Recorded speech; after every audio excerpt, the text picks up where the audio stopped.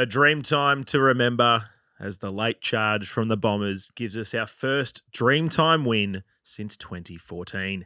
This is the Sash, definitely not the official podcast of the Essendon Football Club. I'm your host, Rob, here with you as always, and joining me at Castaway Studio is Mert. Hey, mate. Go, mate. How are you? Yeah, I'm pumped. You pumped? It's nice to have a win. It's bloody great. Bloody nice. And Jesse's with us. Hello, buddy.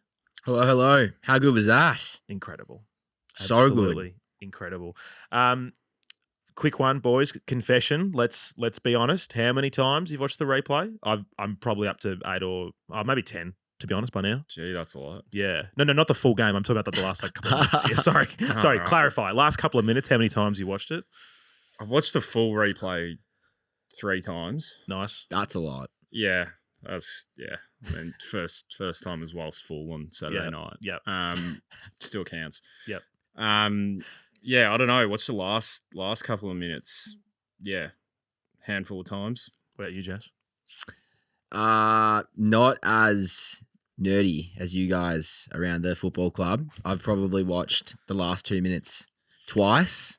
And Rookie numbers, mate. Rookie numbers. I watched about a quarter and a half last night and then fell asleep with the phone in my hand. Oh, fair enough. So I was trying. You were trying. Yeah, my that's best. nice. You were trying. Good way to fall asleep. Great way. I'm going to message you Thursday, and I want to hear that you're up to double digits on those replays, mate. Sure. That's what I want to hear. Homework for the week. Let's start there. Let's just talk through the last couple of minutes. Mert, you were there, as was I.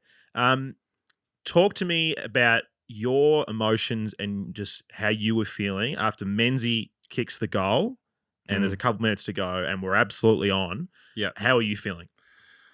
Yeah, I thought we were all over him in the last. We seemed to be finally dominant in the centre through that last quarter. I'm not sure what the numbers ultimately were there, but I thought we seemed to be beaten for most of the game, and we were certainly sloppy. A lot of double grabs. We weren't clean off the ground. We're still fumbling a lot of handballs, missing a lot of handballs, missing a lot of kicks, and all of that. But yeah, it just makes such a difference when you're actually getting first hands on the ball and getting it to your forwards. So yeah, I think in end of the day, it was kind of weight of numbers as well as clearly a bit of clarity in direction, I thought, from the coaches as to how we could open the game up. Certainly that last play, it's been looked at a few times, and I'm sure Duz's comments giving away our entire game plan there are, probably not the most useful, but we'll see how that plays moving forward. But yeah, you can definitely see it. What about you personally, though? I'll say for me, I could hear my heart beating. That was how nervous I got there in the dying stages. I was on edge, and I was freaking out. How are you feeling? Yeah, well, we've lost those ones recently, so and I mean, I couldn't tell you anything that happened in the Melbourne game, despite being about 10 metres from the field the whole time facing the ground. Yeah. So yeah, it was great. Obviously very nervous, but just so pumped, along with another 50, 60,000 Don supporters at the game. What about you, Jesse? You were at home injured, hurt your back. Can you talk us through your experience the last couple of minutes? Yeah, I mean, obviously exhilarating, but unexpected as well. We've not really closed out games for a really, really long time. And I was really taken back that last play in general, when the ball got kicked into the forward 50, I just didn't really expect much to come out of it.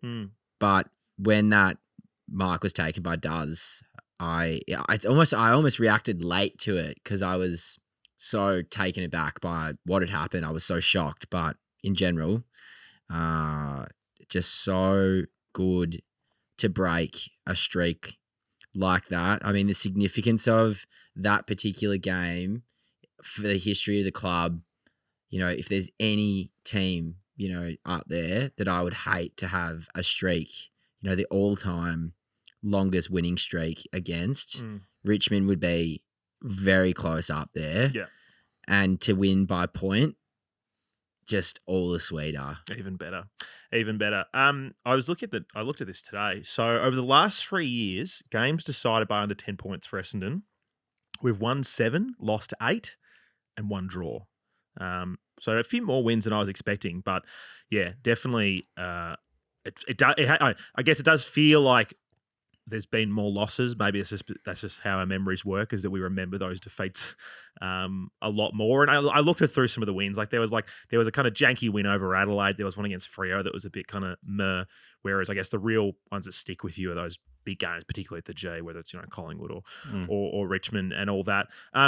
Let's talk about Sam Durham. He was the man of the moment. While Zachy was clearly best on, and we'll get to him in a moment, but Duz was the one who got us over the line. And it all starts with Massimo coming on and Durham being pushed into the forward line. The thing I loved about it the most, outside of the 2 goals, was that he seemed to me like he was the only one willing to put his head over the ball and attack it. There was one play where the ball was sort of around the 50-metre arc. I can't quite exactly remember what stage of the last quarter it was, but I know Davey was there, maybe Menzies or someone else, but no one was willing to actually just grab it, and everyone was just kind of trying to slap it. And Durham was like, if no one's going to do it, manic. If no one's going to do it, I'm going to do it. Yeah. And he clearly led by example, and he kicked 2 goals. He set up the one that Menzies kicked, and then was instrumental in everything, and just desire to actually get it. And then he did get it, and he won us the game. Yeah, he attacks the footy like a madman at times. And I actually think that's probably it's right up there with his best attributes, I think. It's pretty. There's a couple of guys who do it in the side. I think Caldwell's one of them. I reckon Guelphy's another one of them. But it's pretty rare for a guy who's a genuine kid. Yeah. 2, who could easily just be playing an outside role on the wing, and he is mostly playing a wing role. But every time every time the question's asked of him, he answers it. Yeah. His attack on the footy is really second to none, I don't think. So, yeah, really, really good game for him. And I think in that last contest as well, after he kicked the goal, he was the one who was on top of the ball. Correct. Bottom of the pack. So, yeah, I think that was pretty fitting. Yeah, and I think we've learnt now what he can do and where he can go as a player. The Melbourne game at Adelaide Oval, I think, was a better 4-quarter game from him than this game was. Whilst it was a heroic 1 quarter, you can see the ceiling though, right? We can now, in a sense, see what his potential could be. Correct. And we've got 2 bona fide wingers that you could rest your laurels on potentially for the next 5 to 10 years if all goes well. Yep, correct. Yeah, he was unbelievable in that Melbourne game. Just, like you said, feral at the ball, attacking it, getting the hands away. This time we see the other end of him, which was that polish. And that first goal that he kicked, awesome mark. As soon as he marked it, I turned to Joel, who I was sitting next, and I was like, oh, this could go anywhere. He hasn't been historically good in front of goal. But he went back and he was clutch and he slotted it. I assume you've all seen his comments post-game. Going for goal. He shat himself, as he said.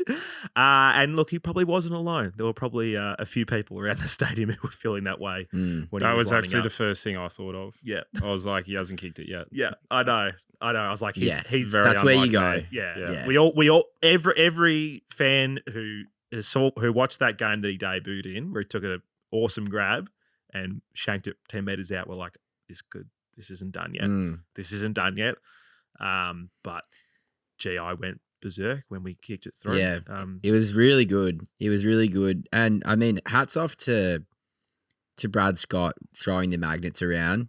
We were getting at stages beaten up throughout the day, and strategically moving Langford to the wing and putting Durham at half forward is something that I feel now we can really play around with, because Durham is a threat aerially. He's and he's a threat when the ball hits the ground more than what Langford would be. So I really don't mind the possibility of seeing that rotation happen more often. If Langford's out of the game or Durham's out of the game, maybe you just make that switch happen, move them around. Yeah. Because it was almost a game-winning move, really, by Scott. Yeah, it's good to see that flexibility there, because he also had that, away from that shot in the goal square, obviously, he had that shot from about 35, 40 out on an angle from Merrett delivering it to him. So, you know, he's actually had a crack at a proper set shot as well, and he's nailed it too. So, yeah, bit of flexibility there, which is good to see, because I think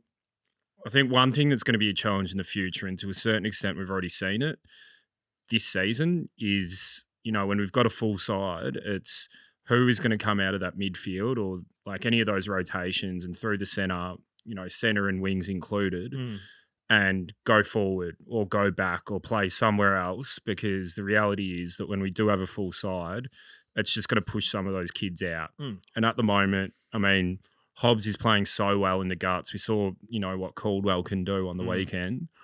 How good was his kicking? I mean, I know he kicked. There was a couple of real shockers, bad kicks, obviously, but there's not many other midfielders in our team that can deliver the ball inside forward 50 like I saw him. That one to Chufta was elite, incredible. But there's, away from, you know, a couple of those guys, and we saw Parrish do it when he first came onto the scene. Yeah. But away from that, like, there's not a whole lot of flexibility. Like, Paco's probably just about it who actually runs through the midfield and is genuinely a threat in the forward line. Shields started to kick a few more goals this year. Caldwell's kicked a couple this year. I wouldn't say he's a complete weapon, He's an inside midfielder. Oh, no, he definitely is what I mean. Yeah. So if we can start to get a bit more of that, and, you know, probably the other way for Archie Perkins, I reckon, if, you know, we need him to get the ball more.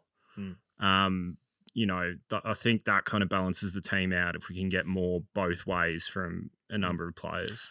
And I think you're a better side if you've got people who can play multiple roles. If you've got a lot of guys who, you know, are dual position players, if you want to use that term, it means that, hey, let's say we're, you know, a year from now, let's say Nick Cox is playing in a wing and he's getting absolutely burnt by someone. You can go, all right, we can make sure Durham plays there instead of him.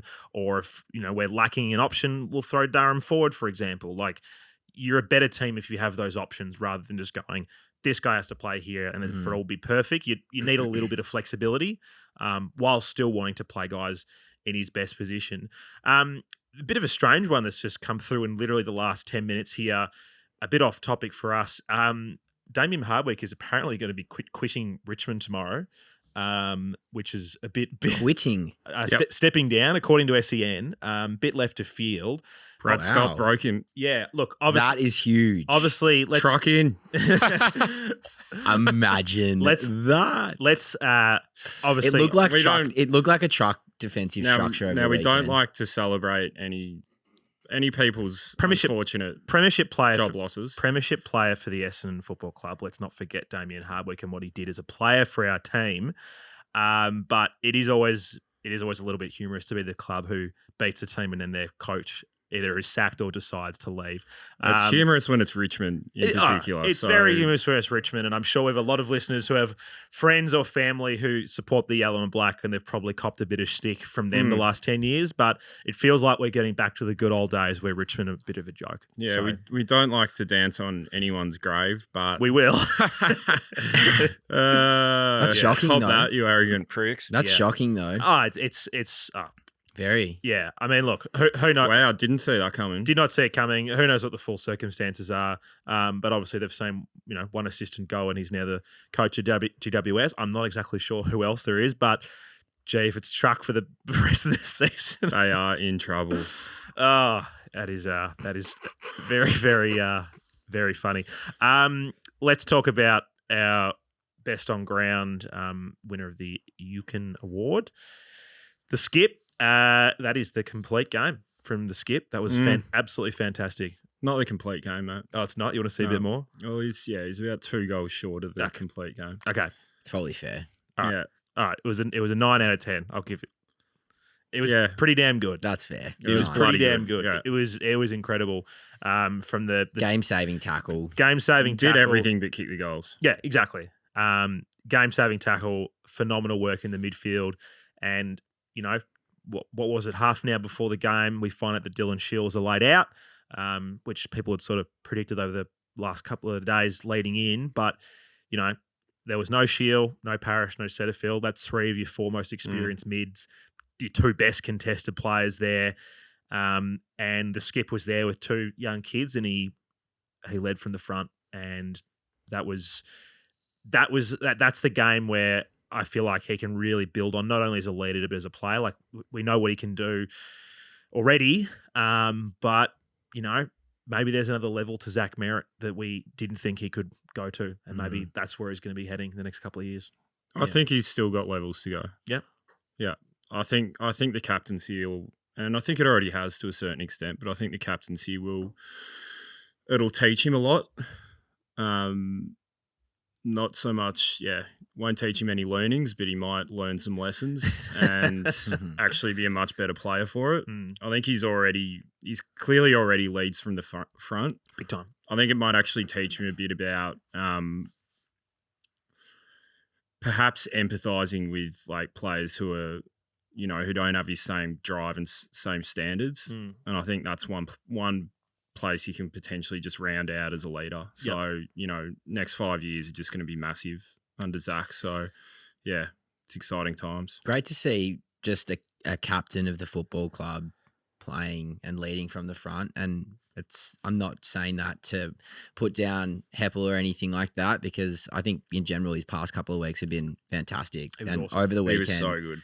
He actually looked like a brick wall over the weekend. He didn't do anything wrong every time the ball came near him. He was fantastic, and I couldn't be happier for him. But the performance that Zach put forward, the last time I saw an Essendon captain play like that was Job. Yeah. And maybe really Goddard, once upon a time, yeah. And I know what you mean, though. Like Dyson, good to see. Dyson's done so much, but yeah, I can't think of many best on ground games for him. There's been games where he's been very good, but there's obviously been a lot of other guys doing it. But yeah, like it's first round 2017, first game as captain, kicked 3 goals, was that the one? 30 something possessions. Well, there you go. Yeah. So that's probably the one. Was that when Woosha then got the extra 2 years? Did we beat the Crows? No, that was the Crows. One? This was Hawthorn. That was that round 1 game. Yeah. Yeah. But yeah, so there you go. Like there aren't, at least in recent years, there aren't many games like that where I can remember him as the best on ground player. He's definitely been the best plenty. But yeah, that was one of the best captained games we've seen in, at least the last 3 or 4 years. Yeah, and I thought his ball use was back to, I think he's not that it's ever, really bad, but Zach you're speaking of? Or Zach's. Yep. I think he's at times this season, I think he's just picked the wrong option, and he's tried to do perhaps like a chip kick around the corner and kind of been caught in two minds instead of just delivering the ball. Yep. His delivery was perfect on Saturday night. And, we all saw the defensive efforts, but it's pretty rare that you get a guy getting the ball 39 times and laying 7 tackles. Yeah. In fact, like I'm not sure if anyone in the league does that. Yeah. 39, 3 goal assists, 7 tackles. Maybe Dunkley might. I don't know when he actually gets over 30, but pretty few and far between. He has to be well back in All-Australian conversation now after putting up a performance like that. I mean, his year in general has been pretty bloody good, but you'd have to say he's on current form, pretty back in contention to get another All-Australian Blazer. Yeah, he's putting himself in the conversation. Absolutely. So many more goods to speak of. I'll let you have a go, Jess. Who or what do you want to pick out for a good? Good for me is Brad Scott. Yeah. What I love seeing is no matter what magnets are being put on, what would you call it, the magnet holder? The whiteboard? The whiteboard, that's the one. The magnet holder. On the magnet holder. Yep. Just we're playing good system footy. It doesn't really matter who we have out there. We're playing good football. People are slotting in. You saw obviously a depleted midfield over the weekend. You saw a depleted back line. Kane Baldwin came in, played an absolute awesome role, did exactly what he needed to do. I was really impressed with his game. Ben Hobbs' contest work, fantastic. What I love about Hobbsy, when he tackles you, even if he gives away a free kick, he's trying to hurt you. Yeah, And to have that from one of your youngest players, we don't really have many people in our team that go out there to try and hurt people. And I'm a massive condoner of that. as a footballer because I think it's an important aspect of the game. Is that how you hurt your back on Saturday? Yeah, unfortunately not. But it's probably years of Mert telling me to go out there and do it to other people. So, but yeah, just the system that you're seeing, the creativity from the coaching box. I've got the utmost faith now that, we are such a depleted team at the moment from injuries. It really couldn't get much worse than this, touch wood. Yeah. I mean, it can always happen and it probably will knowing us, but it just goes to show how well he's trained the system aspect of us. Yeah. It's awesome. Yeah, no, the systems look fantastic and he's definitely winning a lot of friends. Friend of mine, long-time listener of the show, Luke, sent me a message, I think, God, was it a month or so ago? I can't remember. But he said to me, he goes, if we win a final under Brad Scott, he said, I want you to make a T-shirt that says, "Coach me harder, Braddy." And I was like, that is so strange. That is great. Yeah. So maybe we have all these like homosexual innuendos on this pod. Yeah. Like, can we keep going down this path? Of course we can. We can. Yeah, you're an See ally. that? You're an ally, Jesse. Keep it I'm going. an ally. Yeah, we'll keep it going. Yeah. We love a bit of innuendo on this show. Yeah, look, Brad's been incredible, and I think the wider coaching group as well. All need to be validated for what they've been doing. Like it is a team effort. Brad's obviously the captain of the ship. I'm just still trying to picture what the graphic on this tee would look like No in idea. my head. I don't know. I I really don't want to try and picture it.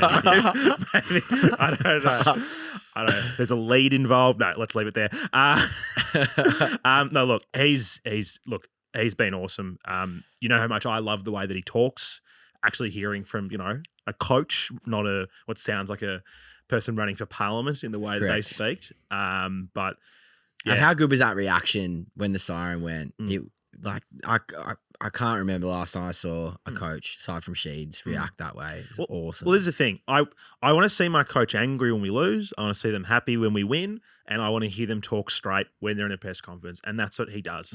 Like, even when we're playing bad football or we're losing games, even when we're losing games, he's still upfront and honest about what's going on. Like, I'm yet to hear him say something where I'm like, maybe you're clutching at straws. And who knows, if in many years from now, if it doesn't turn out the way we want it to, maybe that's where it'll go. But right now, like, he's as honest as it comes, and it is a breath of fresh air for me. I will just say it's an interesting way now of looking at the team and understanding what system-based football looks like, because the way that I see it now, the benefit that we have with our list and with the system that we're driving, all it is just replacing a player with a better player to underpin the same role in the team. And if you've got someone with slightly better skill set, slightly better at marking, slightly better work rate, it's just amazing to think what could be with a team playing under a system like this. Oh, like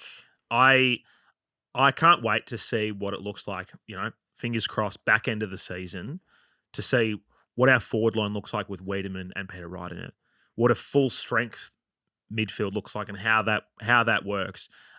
Seeing BZT who's just getting better and better with Rids, Laverty, maybe even Baldwin's still there as well. Zach Reed, what's he going to do? Coxie, like there's so much more that's not even there. Even if this year we don't make finals, or if we do, we don't win a final, like just knowing where it is going, like it's very exciting for the years to come. Merty, good from you?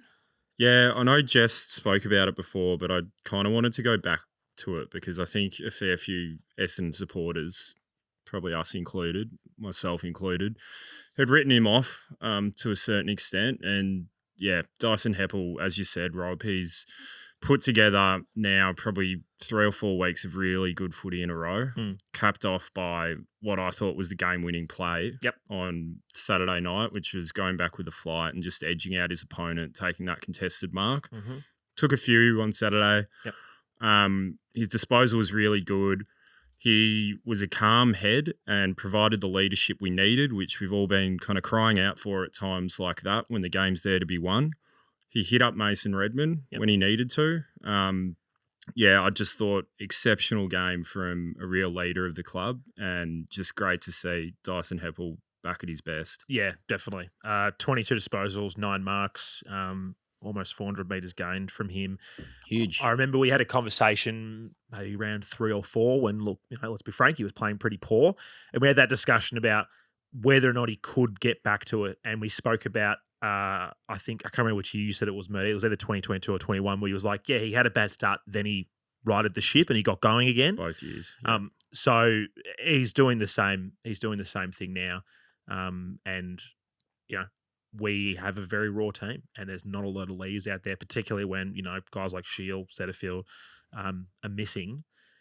Having him down there as a leader who would, even though he's not the captain anymore, doesn't mean that he wouldn't be talking to guys, when there's a stoppage, calling guys over, getting guys in position. There's a lot of stuff that we wouldn't see. He's been great, and it's awesome for him to see that his body's holding up, because it really is what, curtailed his career for a good period there. The foot problems. It's going to be interesting to see what happens if he continues this form later in the year, because I think most of us all would have said, this is the final year from Dyson. Maybe it's not. Not saying, could happen. But if he keeps playing this way, I'm not arguing. No, definitely not. And yeah, rightly deserves his credit. Yeah. How about the weed? Should we talk about the weed? He was very, very good, but also frustrating that he missed a couple of goals that he probably should have kicked. Yeah, surprised with that, because normally it's such a beautiful kick of the footy. I'll forgive him though. I mean, all of the other the aspect of his game that I'm not concerned about is kicking for a goal. The aspect of his game that I've had question marks around is his contested marking ability, and he's contested marking over the past 3 or 4 weeks, but particularly over the weekend was elite. He was crushing it.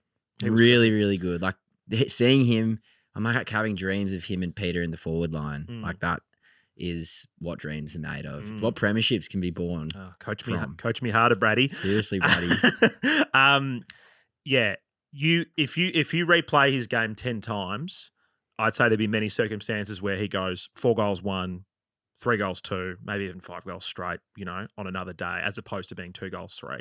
I think 4 and 1 would be very, very possible to do it again, and that changes the complexion and of that really game completely. Pulled us out of a bad spot in that first quarter. We were backs up against the wall, conceded 11 or 12 inside 50s to none.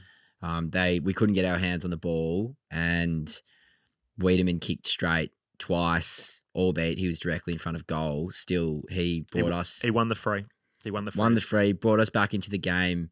On the topic of that, though, what I'm really liking about us as a team this year is how effective we are at scoring from centre bounce. There was 2 times. There was the time where that happened in the first quarter when we were down by 3 goals, and then the same thing happened in the last quarter where Does kicked the goal, Merrett got the ball from the clearance, kicked it to Stringer, Paco gold. Yeah. And just to be able to put 2 goals on the board within a minute, twice in a game, and it's not... This has happened quite a few times throughout the year. It's becoming a real weapon of ours. Melbourne won a flag that way. They'd had 1 quarter where they kicked 7 goals in what was like 5 minutes or something crazy. It is the most important place on the ground, just about, I think, is that if you can dominate in that position when it's 6-6-6, get it to someone in a one-on-one or just run the whole way and kick a goal. Yeah. You're in it. You're in every single game. Yeah, no question. You mentioned him briefly earlier, Jess. I want to give Caney a shout out. Loved his game. Yeah, second game as a defender, at least in the AFL. What a truck! Yeah, 19-year-old weapon. Very composed with the ball, which I liked. Yeah, let alone his defensive work and marking and spoiling, but bloody good. It's the first time he's played consecutive games in the AFL. Really? Since he's brought in, I think he played 2 games last year, 2 separate occasions, and then was dropped. So it's incredible what can actually be done and what players can achieve with just a touch of continuity. And confidence, yeah. And backing by the coach. So, he's clearly, he's obviously a massive kid. He's not the tallest bloke out there. And, being the size he is, he'll probably be defending and giving up a lot of height a lot of the time. But his attack at the contest is great. He knows how to body players and he plays a lot taller than he is. he's got a great tank, can run all day, and he seems to use the footy really well out of the back line. So How good was that kick inside forward 50? Yeah. When was the last time you saw a defender do that? Well, we've only got a couple who could really do it, to be honest.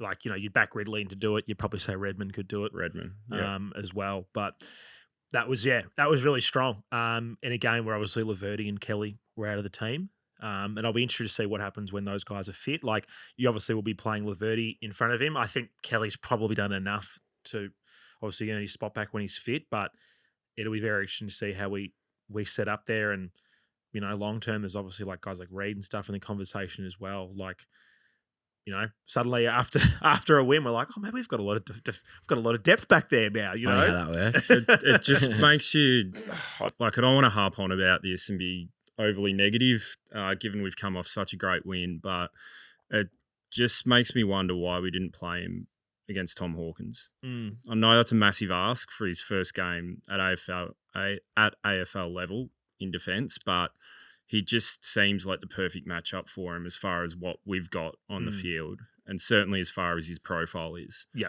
I mean, he'd probably give up an inch to him. He's maybe, I don't know how many kegs lighter than Hawkey is, but like, he's the closest we've got by a long way. So yeah, he'd be the closest we'd have to be able to go toe to toe with him. So yeah, I'd say so as well. Opportunity missed, I reckon. While we're on the defenders, I think young BZT deserves a big shout for his work on Jack Rewalt and just He looks so good in a shutdown role, doesn't he? Flying over the top, the long sleeves. Still can't kick. He reminds me something about the long sleeves that reminds me a bit of, this is going to be so outrageous, but fuck it. Bit of sauce. Yeah, I thought the same. Yeah, I thought the same. Just flying over the top with the fist and the long sleeve. There was a bit of that about it. Yeah. Yeah, he's a great competitor. You can certainly give him that. Yeah. What's your take? Contentious, given it was Indigenous round, but Tipple's cooked. He looked cooked over the weekend. I think he's clearly not fit. Like, he was a bit of a liability over the weekend, I'm going to say it.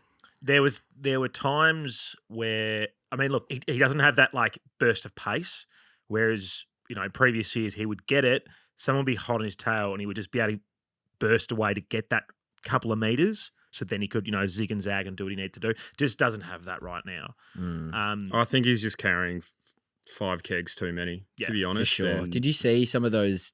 There was a couple of there was one particular defensive effort where he was running back and this Richmond player just got 20 metres on him so easily, and it led to them getting an inside 50, and that stuff hurts your system a lot.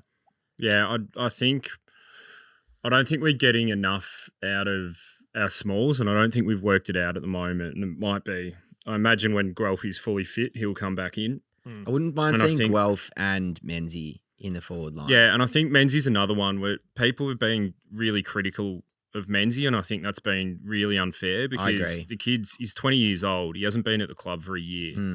And I think he had 4 or 5 tackles on the weekend. So he's doing his bit defensively.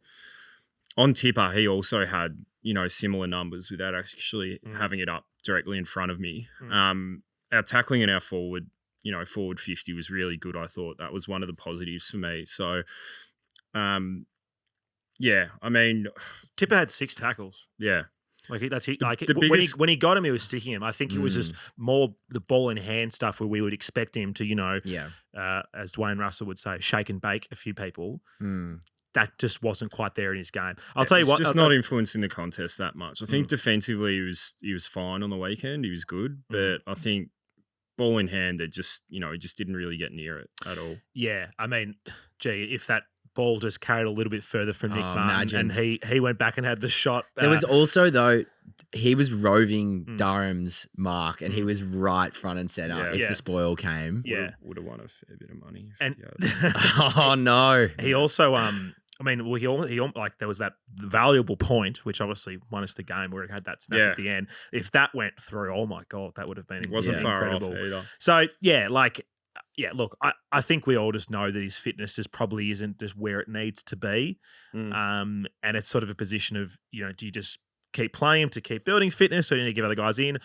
I kind of feel like this week coming up against West Coast is an opportunity to Rest him. maybe give him around the twos. Or just let him, do more running work off the track. I reckon we keep playing him, and I think build his fitness up through playing him. I just think he's too good to be playing at VFL level when we don't have someone to directly replace him. I think when Guelphy comes in, for me, I feel like Guelphy's coming in this week. That's my read. He's played 2 quarters in the VFL. It was only 2 quarters. There's no way he's coming in. Yeah, I think that for me it's ADJ that goes out. Maybe not this week, but when Guelphy does come in, he really should play in the VFL. He hasn't played once this year. He needs to get the ball in his hands, and I think I honestly would like to see him have a good, give him at least a month in the VFL. Yeah. Get his confidence back up, get him up the field. Like he's not a forward pocket. That's not where he's played his juniors. He's played his juniors up the ground, on the wings, in the midfield. Too small to play in the midfield, obviously, but I'd like to see him get the ball in his hands, get a bit more run, run in the legs, go back to VFL level and be able to kind of gather himself and find that confidence, and then be absolutely banging the door down for selection. And if he wins it, come back in the side at the end of the year when it's hot, when, there's good contests for positions in the team. Yeah. And really try and push through for what is hopefully a finals berth. Yeah. No, I think that's pretty fair. I think, of the smalls who are there now, if Guelph's coming back into the team, I think ADJ is probably the one, assuming you're not resting Tipper in some manner. There's so many goods to go through. I mean, we're spoken about Ridley was second best on ground for me. He was unbelievable. He was unbelievable. Yeah, he's back to as good as he's ever been, I think. He showed glimpses of it this year, and then he got knocked out by a little dog cheat. And it's good to see him just bounce back. It's amazing what difference it makes when he's creating the playoff halfback. When he's a great example of how a hard-running defender will run the ball out of defence, but then you see he runs that extra 150 metres to present as a further sort of wing potential option. And it just gives us, particularly over the weekend, the way that we went in, which is great to see, again, how contrasting game styles have been from game to game. If you looked at the first 2 or 3 games of the year, we were very much a handball receive type of team where you'd have a mark taken, a player would run to the right or the left, you give him the hands off, and that's how we would exit out of defence. Whereas over the weekend, clearly there was a strategy to slow the ball down and move the ball with uncontested marks. Yeah, possession game. Yeah, and bit of Brad ball. But what was great to see, though, because it was at times actually quite I would say, an unexciting brand of football to watch, you could just see the difference in the ball movement when Ridley would take the game on. Correct. And come out of defence. It made such a big difference. He's just so smooth. So smooth. There are a couple of times where he took a mark 1-on-1, and his first instinct was just to play on, and he's just he picks the right option almost every time, and he hits that target so well. Yeah, he's very underrated, I would say. He's something special. He really is. He's the Riddler. That's for certain. So 7 coaches votes for Rids, 10 for Merrett. Bolton had 6, Taranto 5, and then Redmond and Durham had 1 apiece. I think that's pretty accurate. All in all, Andy McGrath, I think, also deserves a shout out. I think his defensive work again was really good against. Aside from that one handball, that was the only thing that stopped him having almost a perfect 10 game. Yeah, and that kick across goal in the last. Yeah, that was just into the Mason Redmond. I don't know what Redmond was doing. Yeah, I think his defensive side of the game, against a very, very challenging opponent in Dustin Martin, who definitely did so well in Dusty. Definitely has him for size and strength. 12 marks, and there were some seriously good ones in there. I'm not exactly sure how many of those they list as contested, but it did feel like he was intercepting quite a few. And again, he's playing in his best position. And he was providing such good options when we were playing that kick mark football. You just saw him working his ass off to always be that short option. He was zigzagging, running into space. Without him, I don't even know how that brand of football would have stood up, moving the ball out of defence, because I felt like at times he was the only one presenting an option. Yeah, he takes meters because obviously, like, right, you can just get it and kick it forward, but he is agility and ability to take on a man and get that extra 10, 15 meters on it before he kicks it is why he's such a weapon. Eight intercept possessions from him. I'm not sure how many of those are marks, but yeah, another fantastic game. Any more goods? Because we have to move on. There's so much to talk about in this game. Anyone else who was on a flag? There were heaps. Or is that it? Yeah, happy to move on. Cool. The only bad for the night is the big flip, who I think is ready for a spell. I was looking at this today. So this is ready for a spell 3 weeks ago. So fucking do it. Yeah. So this is his 7th game in a row. So since he's been Essendon, this is the most games in a row he's played. He had 5 in a row in 2022 and in 2021.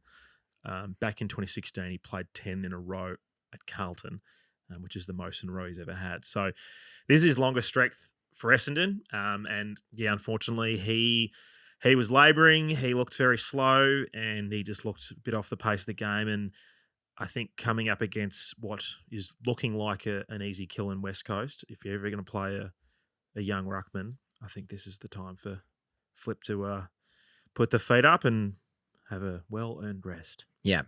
He was great again over the weekend, and I'm sure we'll learn a little bit more from Paul when we have a chat. But as far as I'm aware, he had sort of mid to low 20 touches and over sort of 20 hit-outs again, which is 37 to be precise. Wow. I mean, he's been dominating the VFL all year. Yeah. Not just, when I say dominating, he's almost been sort of best on, second best on every game that we've played, apparently. So, yeah, it'll be good to see him get another run. I really liked him in his first game against Carlton. I thought he did a couple of good things. What he offers is a genuine clearance option, and he can hit targets really, really well for a tall guy. Yep. And his clearance work has been really good. I think he had another like 6 or 7 clearances over the weekend, which is unbelievable. We'll ask Paul about it, but obviously the thing is his forward craft, because the way we set up at the moment, that we really do play that second ruck as a forward, as opposed to someone who's just sitting on the bench. So, he needs to be able to I'm not sure there's a massive void left by Andrew Phillips, to be honest. This week, with his 0 marks for the past 3 weeks. Hey, yeah, look, we love Flip, but he's in a bit of tree bit areas at the moment. So we will just leave that, we'll leave that one by. Tree bit areas. Yeah, so look, we love Flip, but yeah, he's going to rest this week. Let's get into some hot takes, gang. There's so many to get through. Apologies for everyone who hasn't been put in, as I quickly just messaged Paul to let him know we're going to be about 10 minutes late for him because there's a few to get through. Sorry if you didn't make it.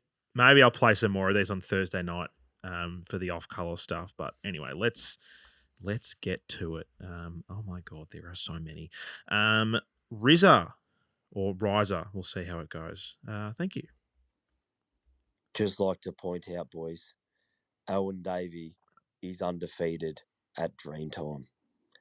What a fucking record. Fuck the Tigers. Go the Plains. Can't wait to beat them for the next decade. Get the Dogs. That'd be nice. Be great. That'd be nice. A decade. How many a row do you reckon we can do against the Mert? Early predictions? Oh, at least 2. At least 2. 4.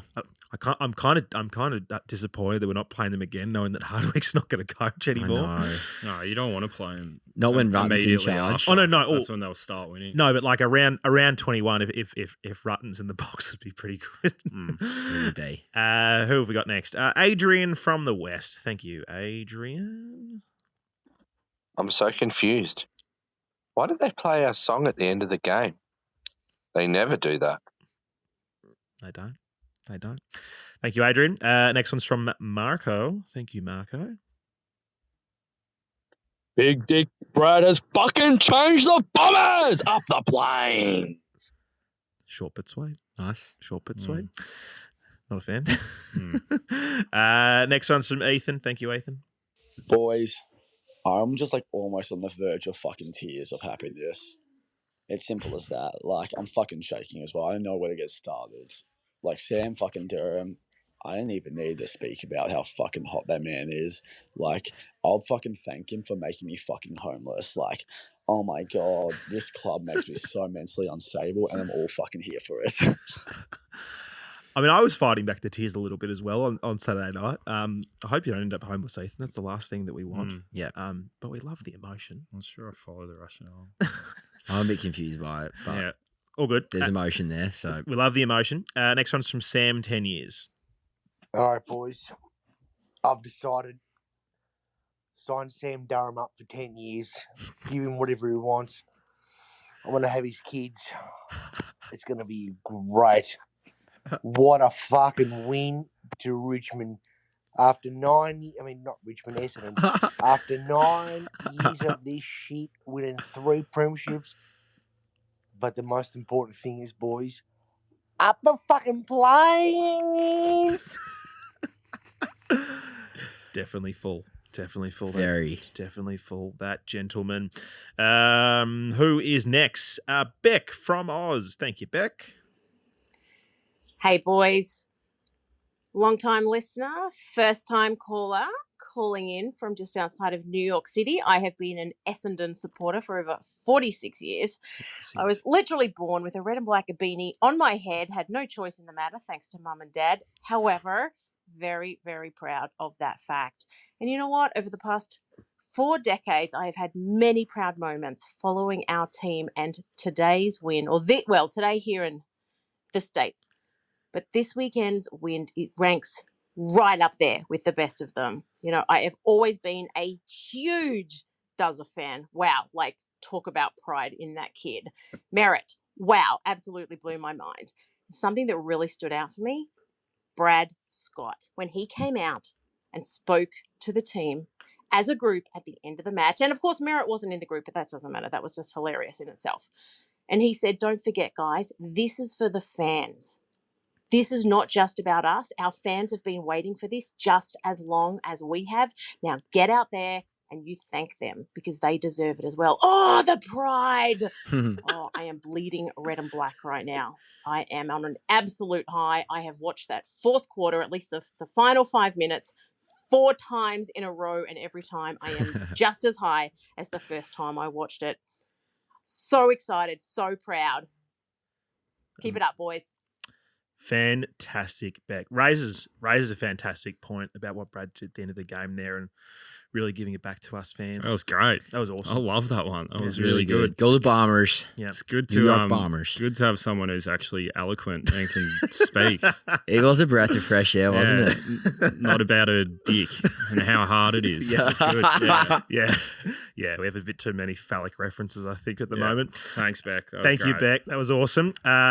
Rain. Thank you, Rain. You know, as fans, I think we've had enough. We've had enough of excuses. We've had enough of being shit.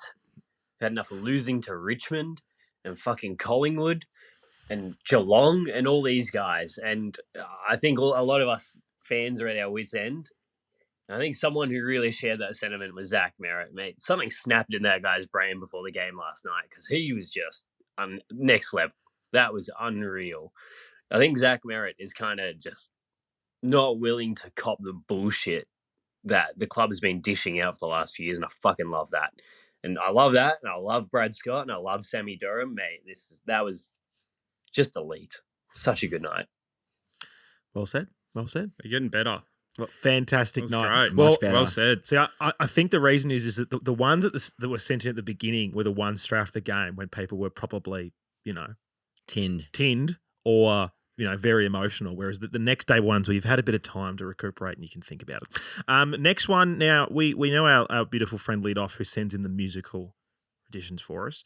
This is another one of those. Unfortunately, the audio quality is not very good, so I will play it, but apologies to listeners, it's not as good as it has been. Lead Off, maybe just pre-record. Don't them. apologise. You should get him to apologise. Yeah.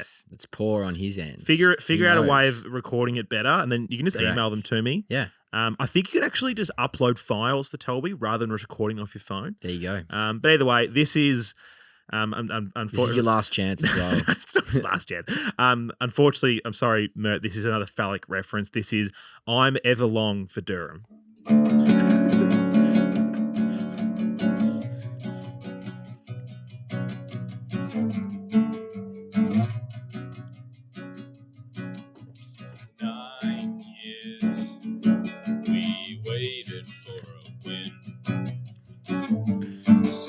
hotel room too loud. We just look so shit. Not to semi-hotel room. Chill out. It couldn't get much worse.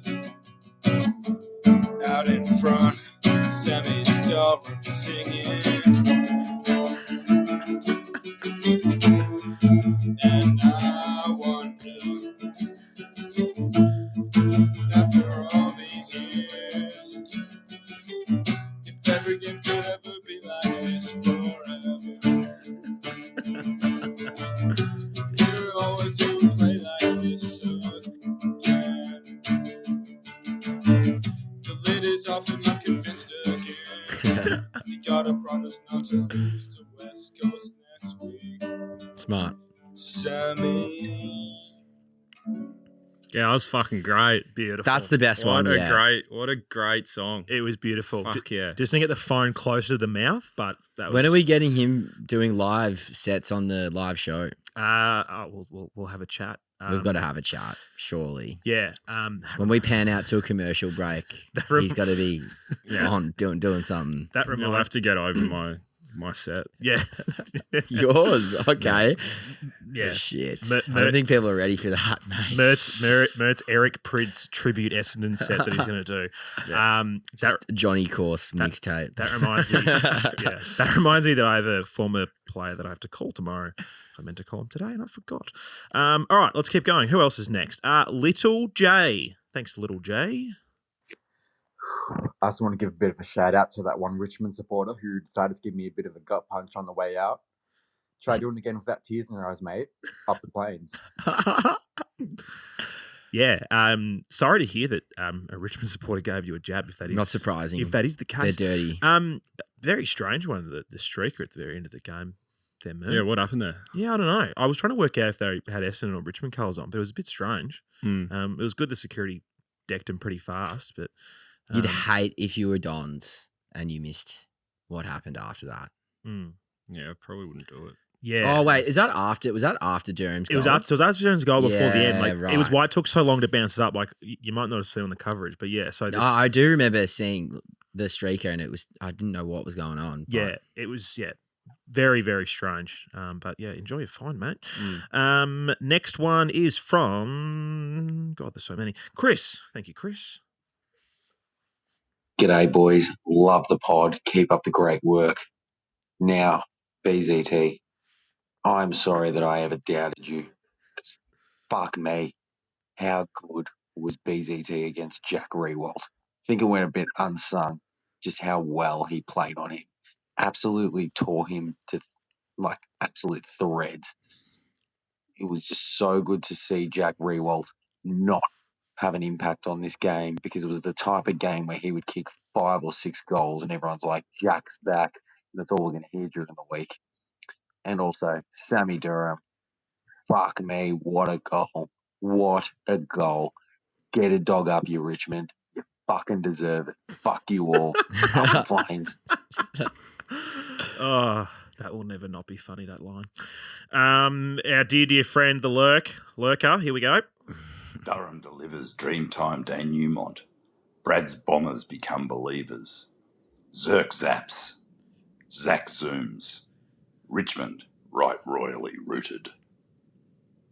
As good as always. Always good. As good as always. I'm looking forward Especially now. I'm looking forward to the book at the end of the year, Lurk, of just all the poems just in one little book. That'll be great. This one's from Big D. Thanks, Big D. G'day, lads. How fucking good is that? How good is it winning against a team that you haven't beaten in fucking 9 years? Fuck you, Tigers. On another note, I hope Lurk sends in another one of his poems, because what a man. What a man. Get him on the show, lads. Get him on. I don't care what you've got to come up to get him on. Just get the man on. On another note, get on the Bombers. We will win a final this year. You've heard it here first. The lid's coming off. It's sealed at the moment. She's just twitching, but she was going to come off. Right to come back in. Parrish, Shield, Setterfield.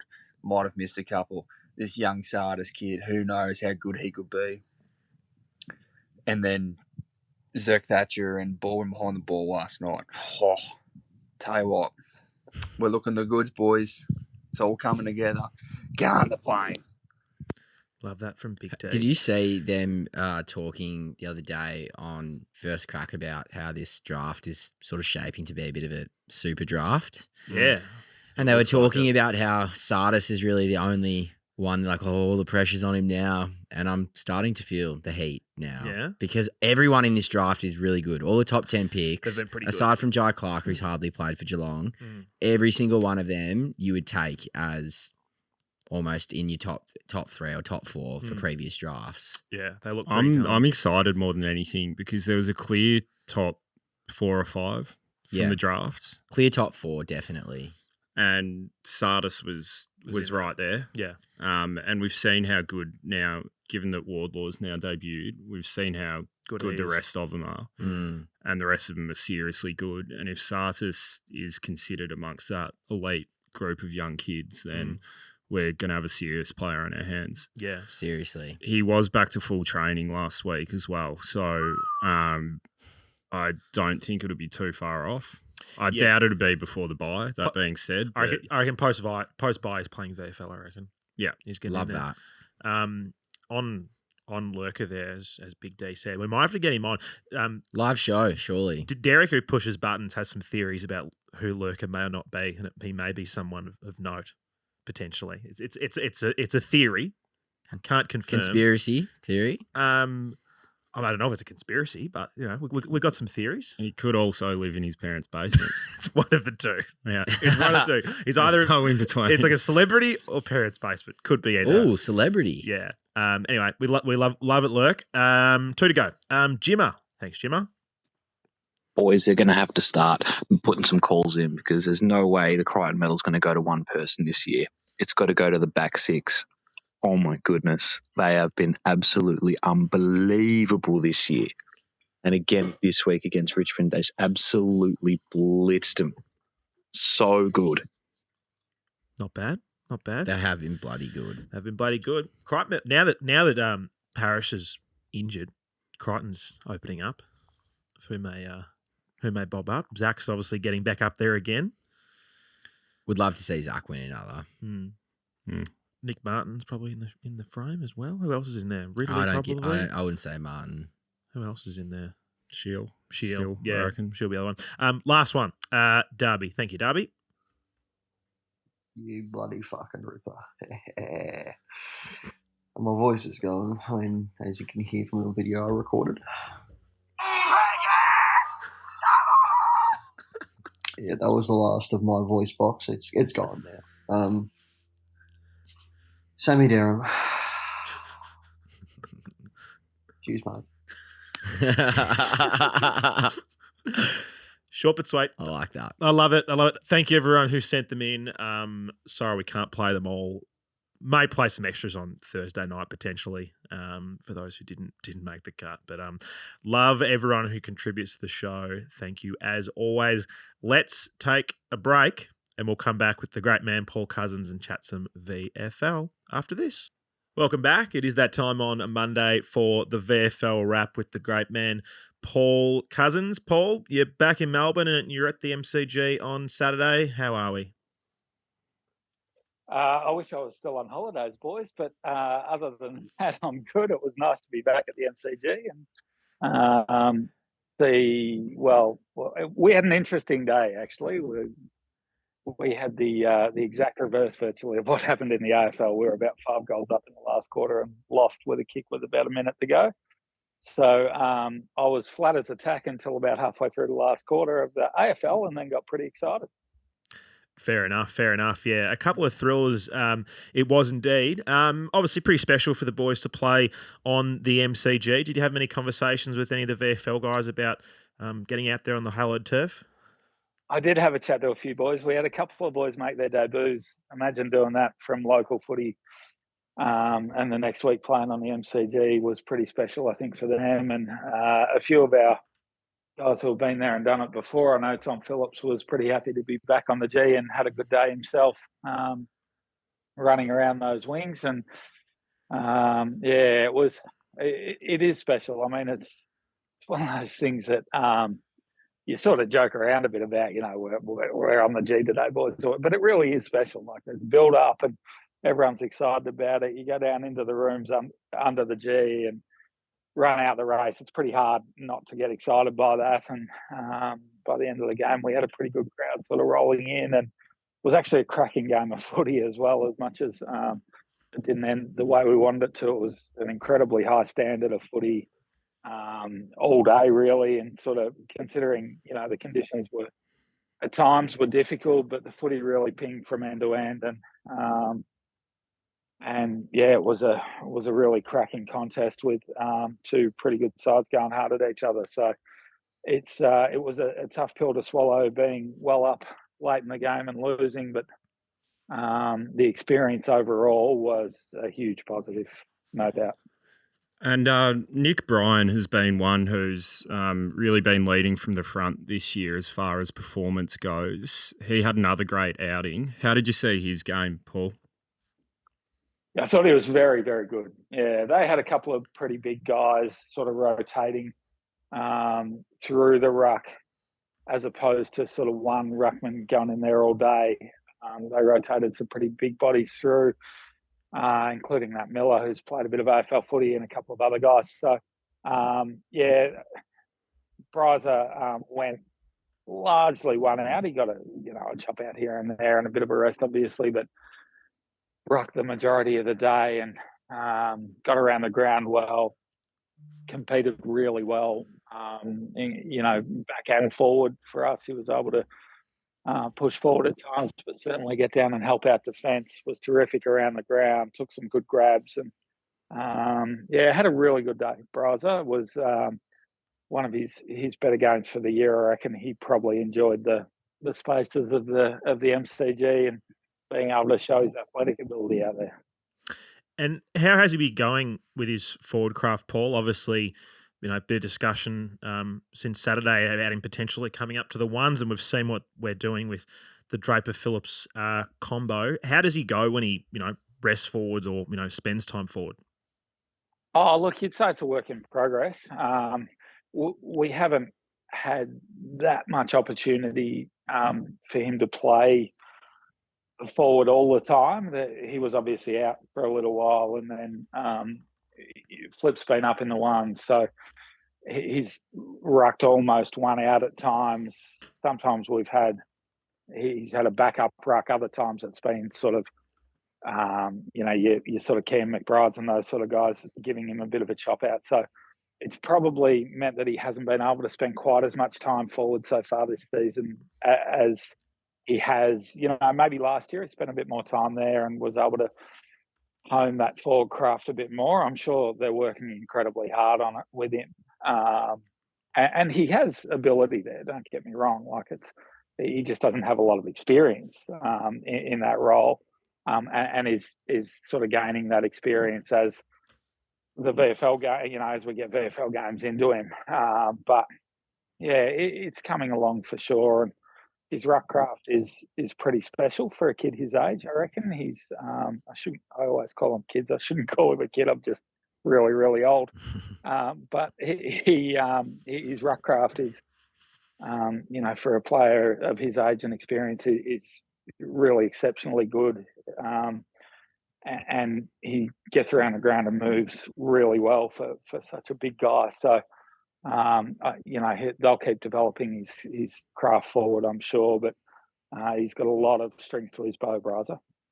And we saw Guelph return over the weekend. Just firstly, we were chatting about this earlier, trying to understand if he played a full game or not. Did he end up playing a full game, or did he just play a half?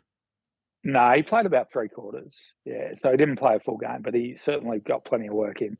I'm not exactly sure what the limits were. Obviously that's pretty much always the case when guys come back off reasonable sort of layoffs. They'll play reduced minutes, and that was the case with him. He was head cheerleader for the last quarter with me and one or two others on the bench. He's one thing about Guelph that maybe actually you might sort of get that impression from the way he is as a player, but he's fantastic around the group on the bench, and he's very positive, really encourages.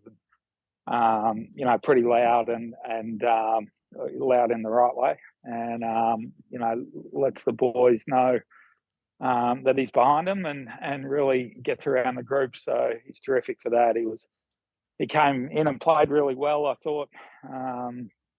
Showed, exactly why.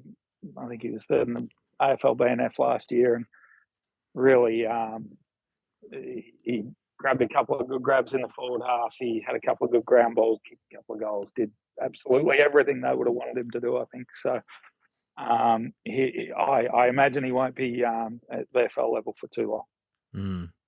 And what about Paddy Voss? He looked pretty similar to how he's looked most of the year as a threat in the air. And as far as I saw, he'd had 3 goals next to his name and missed one in the last from about sort of 35, 40 metres out, but looked pretty good to me. What was your take on his game? Was he playing that traditional full forward role, or was he playing higher up the ground?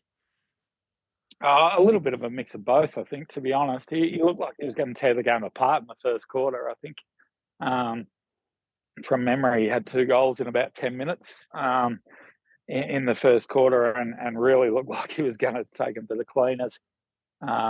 Opportunities probably dried up a little bit from there, and he missed a couple of shots. From memory, in the second quarter, I reckon he might have missed a couple. So you're right, he marked the ball well. He presented really well. And, look, that big sort of imposing presence that we've come to know and love over the short time he's been with us. He, as you said, I think he ended up with 3 and probably had opportunities to even get a couple more. His opportunity did probably dry up a little bit as the game went on, but he was still able to sort of exert his influence on the game and, played pretty well. And just the last one from me, not relevant to the VFL game, but Kane Baldwin played his second consecutive game for the first time in the AFL, and I just thought I would get your take because Baldwin is one of my boys with Menzies, so I'm quite keen on hearing what your thoughts were on his performance.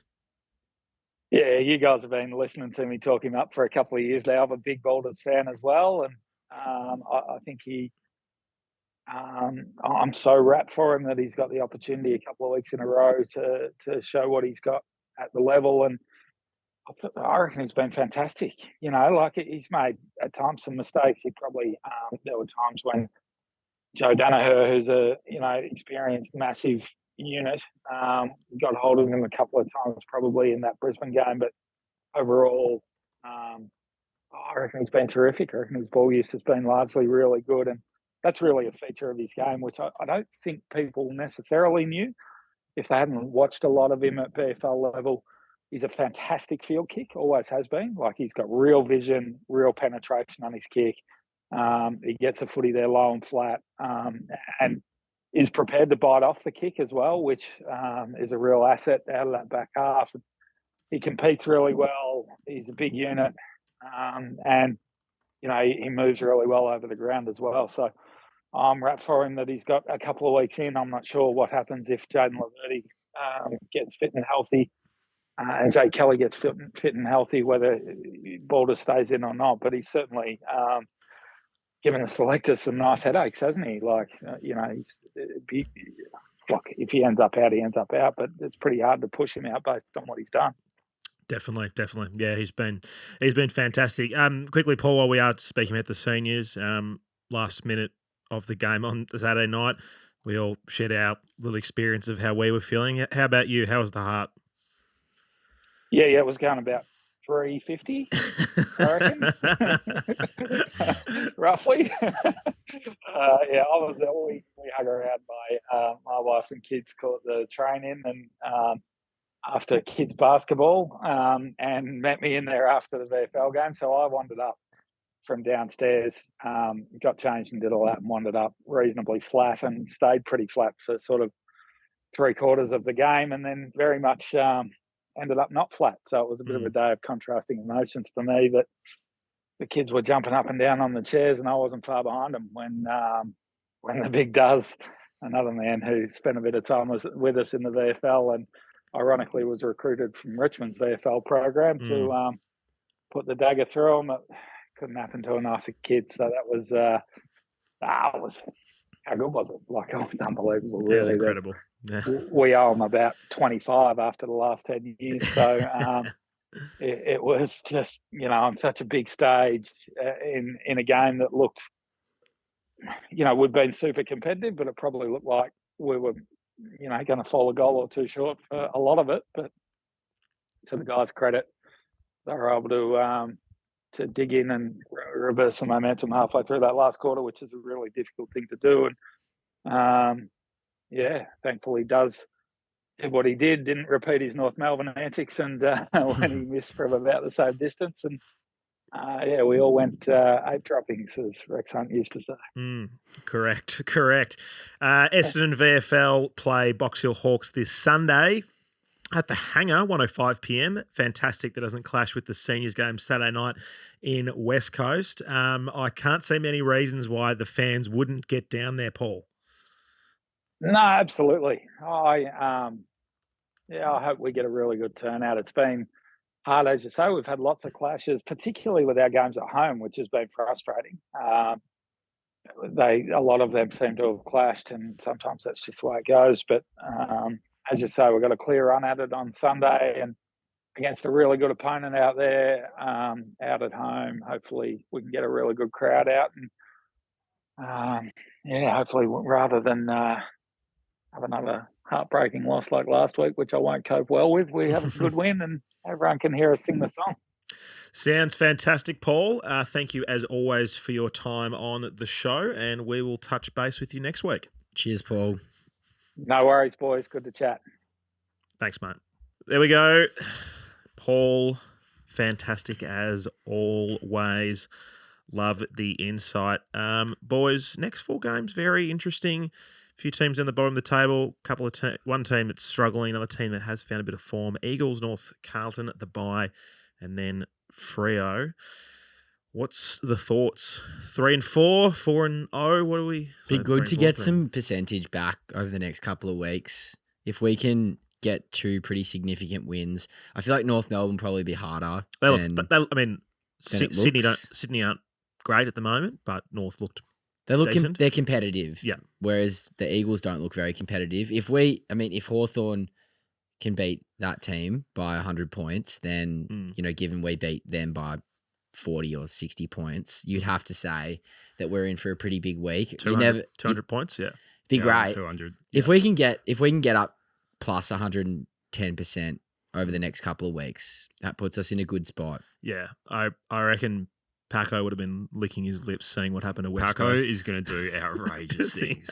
Like, this is going to be, 10 touches and 40 disposals. Well, not 10 touches, 10 goals. It's either that or, as I was saying in our group, the media just continually builds this week up, and West Coast pulls out one decent game against us. They just lost by 120 points to who I thought was going to be the clear worst team in the comp this year. There's no way. Like, they're hopeless. Yeah. They're absolutely hopeless. Stranger things have happened to our football club. Yeah.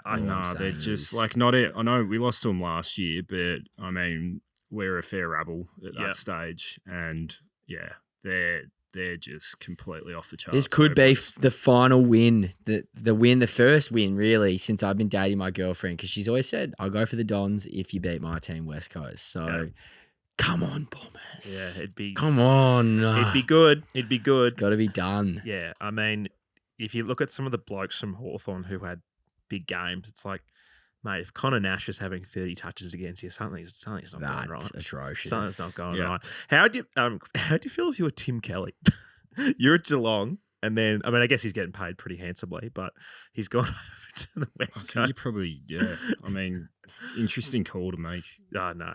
It's an to start with. Like, he probably doesn't care. He's just doing it for the cash. Yeah. You burn the team that's given you a chance, like getting picked up as a 23-year-old or whatever he was. And, oh well. Dog behaviour. He deserves it, I reckon. Yeah, and I think it probably, potentially have a few handy players coming back into the side against West Coast. You expect Shield come in straight away. Maybe Guelphy, maybe Brian. I don't know what else we'll do, but yeah, would love a big win on Saturday night. Sounds like Laverty and Kelly aren't far off as well. So Would love to hear. That's you too. Gents, thank you for joining. Good to see you both. Great to be here after a win. Us, It's been a few weeks. Listeners, if you want to listen to Thursday's show, you can sign up to become a premium member, $4.99 a month or $42 for the whole year, which is fantastic value. And you get to listen to Thursday's show as well as all of our premium shows over the season. Planes caps are available. If you're watching on YouTube, I'll tell the editor to cut to Mert right now. Mert's sporting one at the moment. Looks fantastic. You don't have to cut to me. So you can get one of They're those. not sold out yet. I'm surprised. Heaps. Do you have any in red, like the opposite? No, could do that. Because it though. reminds me of your Don's I one. love that hat. Yeah, Yeah, that it's red gone. one's pretty mint. Yeah, It's gone. Could. It's just Falling apart. way too much. It's falling apart. We quickly. heirloom. Shout out to everyone who came and said hello to me on Saturday night at the game. Awesome to speak to everyone. There was a family like a few rows in front of us, and at the end of the game, like don't know what the Sash is, no idea. And like the mum was like, where do you get these planes, hats, and beanies? They're fantastic. And I'm just like, here's the website. Bye. Just you wait. Yeah. Thank you everyone who supports the show. Wait, you didn't tell her Mert was in the toilets? Flinging the merch? No, Mert wasn't there selling merch in the toilets. But yeah. I was. Yeah. Got news for you. Yeah. So thank you to everyone who supports the show. We appreciate all of your work. So yeah, get on the merch, get on the premium. I think that's it from me for tonight. Yep. Good stuff, boys. Go Dons. Go Dons. Go Planes. Bye.